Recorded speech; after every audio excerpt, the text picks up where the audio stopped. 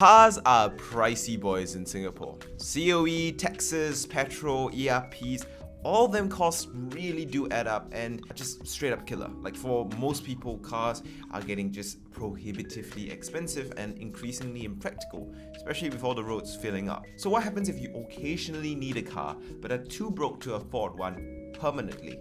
Well then, you gotta share. Car sharing apps are kind of the solution to this big problem in Singapore. Like, a lot of people don't actually need a car every day because oftentimes they're probably just staying at home, working from home, or they're taking public transport. It's convenient enough most of the time. But sometimes you really do need a car, like you need to move furniture, bring items, or maybe the job that you're doing for that particular day needs a car. So car sharing apps are getting real popular, and one of them, GetGo, loaned me a car for a day. And to test out the whole car sharing service that they provided, well, I got my sister and her new husband to drive me around. Why? Because I still don't have a license. RIP. Let's get into it. Now, before I get into the video proper, make sure you subscribe, like, and comment and support this channel a little bit because I'm completely burnt out and I'll probably stop uploading once I finish my backlog of videos that I am semi-obliged to upload. So you won't see me after November 10th and I'll probably disappear for a bit. Starting off with the process of getting a car. The app is easy enough to use. You need to create an account and deal with payment, but apart from that, you're all good. Using your app, you can find a car that's convenient for you and unlock it through the app remotely. So yeah, the service is all based around an app, just like every service nowadays. Makes sense. The car we got was stored in a dedicated lot in some HDB parking lot and was actually really easy to find. Few buttons and quickly we had it unlocked. Bada bing, bada boom. As for the car, well, it's a Toyota Sienna and it's a car. MPV, 5 seats, sliding doors. I mean, it's a practical choice and a simple one. Few things to note, the car was a little bit musky when we first got it, like we aired it out a little bit. So bring air freshener and some wet wipes to have more pleasant experience if you do use a car sharing service like this. Now that is just the nature of the beast. To keep costs low, they're not maintaining the car at every single exchange. They're not really like doing refreshes with the car every single time someone hands it over. So because of that, cars will have plenty of wear and tear in these kinds of services. Now, you never know what kind of weird stuff the previous user did. So either way, just be safe. Since COVID is rampant right now, bring some hand sanitizer, clean the car a little bit before using it, and clean the car a little bit after using it because you should be considerate in a service like this, just be kind to your fellow users. Apart from that though, the car was all good, works like a charm. I mean, it was a little bit underpowered, but that's definitely Toyota's fault, not GetGo's fault. I mean, everything else, apart from the weird smell of the car, which lingered for a short while and was perfectly okay after a while, was fine. Like, the chairs were comfy, it was a nice ride, it worked well, the features of the car was perfectly working, everything was working as intended.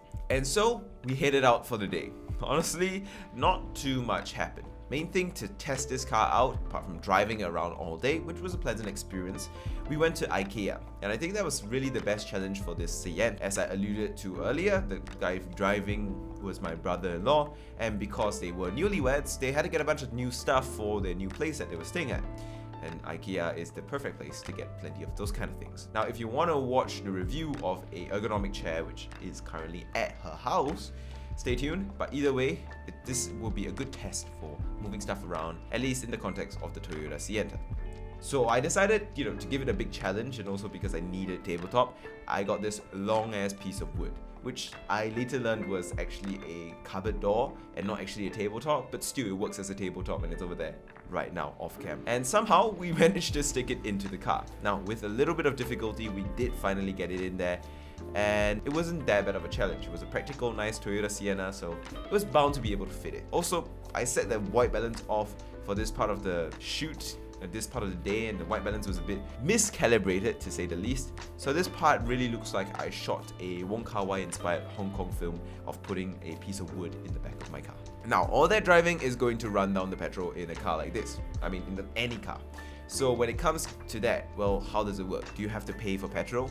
Well, no, actually, it's covered with the service and included in the cost. What you have to do though, to refuel the petrol in the car, and you have to do this before you return the car as well, is to take the credit card that is included and stored inside the car and pump petrol at their affiliated petrol station. I think it's Shell. The instructions are a little hard to get initially, but you'll get it sooner or later, I'm sure. You also need to take a picture to prove that you are pumping the petrol into this car and not into another vehicle with their credit card, but it's easy enough. It's a pretty straightforward process too, and really quite simple. After a whole day of use with this car and topping up its petrol and giving it a good meal, it was time to bid farewell. I mean, the Sienta here really was just a tool.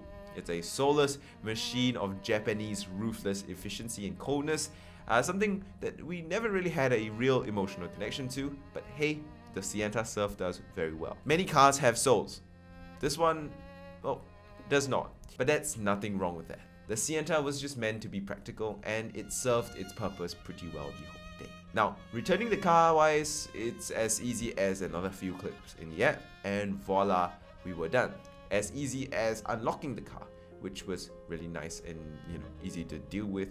It was really just all done through the app. Now, I really don't have any big major issues with my experience. But one thing I have to say is that apart from the generally pleasant experience, the one thing that I found a bit annoying was the mobile phone unlock, which is how you unlock and lock the car, when you're parking it and stuff like that, was honestly quite clunky at times, and the fact that you had to load up an app and everything was a bit troublesome. And there was a bit of lag, so when you hit unlock on your app, you had to wait for like a few seconds before your car unlocked, which wouldn't be an issue in most situations, but if say you were in a rush and trying to escape the cops, then yeah, it's gonna be a big deal. This is a minimal issue and I'm sure it can be improved in the future, but apart from that, my whole experience was really quite a good time. It was just, having a car to use for a day. And I think the major appeal of a car sharing service like this is that you get a car for a whole day, it's completely yours, you can do whatever you want with it within reasonable means, and at the end of the day you just return it. There's no long-term requirement for rental, there's no forms to fill up, unlike renting a car from say Hertz or those kind of big rental companies. And I think that's the beauty of car sharing. It's very commitment free and it's very convenient because you just need to book it the day before, and in the nick of time you can have access to a car and just use that car for your needs. Is it the cheapest? Well, I haven't tested enough services to really know whether it's the best price, but it seems reasonably affordable and it seems to be in the ballpark of what you expect to pay for a rental car, especially for a short-term rental like this. In conclusion then, should you use the GetGo car sharing service app car? If you are in need for a car in a pinch, be it for a move or to get a job done, I mean, prices are really quite reasonable. And if you consider the convenience of how quick it is to get everything booked and ready, and the convenience of drop points, and the fact that short-term rentals are possible as short as 12 hours long rentals, it's definitely a service you want to check out if it's something that you need. Because a car, as much as it's getting more and more difficult to get your hands on one, is still a very useful, practical, effective tool that in many situations might be the most obvious and common sense solution to certain problems like moving things or just having to go around the country a lot. So if you need the service, definitely do check it out and do look into it. And with that, thank you for loaning us the car for a day, GetGo. And we definitely had a pretty enjoyable time, and I managed to get myself a tabletop. And we definitely put it to good use. So with that, I'm gonna end this video off here. Thank you guys so much for watching. Hope that was a little bit of a fun, slightly different video. As I said, I'll probably disappear off the face of this earth because I'm this close to burnout. And yeah, make sure you subscribe, like, and comment, and maybe the numbers will make me feel good enough to not completely burn out, at least anytime soon. Alright, I'll see you guys next time, probably tomorrow. Goodbye, adios, 再见.